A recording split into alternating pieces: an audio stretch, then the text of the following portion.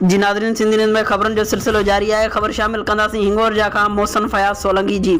हिंगोरजा evergreen public school हिंगोरजा में सालियाना इम्तिहान पास कंदड़ शागिर्दनि में स्कूल जे उस्तादनि पारां रिज़ल्ट शीटूं विराइण जी तक़रीब मुनक़द कई वई, जंहिंमें क्लास 1 खां 8 ताईं जे शागिर्दनि में स्कूल जे प्रिंसिपल उस्ताद Jafar Tanwari, administrator Asim Jafar Tanwari, vice principal Syed Sabit Ali Shah ऐं आयल महिमाननि शाइनिंग स्टार पब्लिक स्कूल जे प्रिंसिपल मोहम्मद हनीफ़ गुलसतो ऐं ॿियनि पारां शागिर्दनि में रिज़ल्ट शीटूं विरायूं वयूं। जॾहिं त इम्तिहान में पोज़ीशन हासिल कंदड़ शागिर्दनि खे मेडल, शील्ड ऐं कप ॾेई एवार्डनि सां नवाज़ियो वियो। उन मौक़े ते स्कूल जे शागिर्दनि जो चवणो हो त उस्तादनि पारां संदनि मथां कयल महिनत साराह जोगी आहे।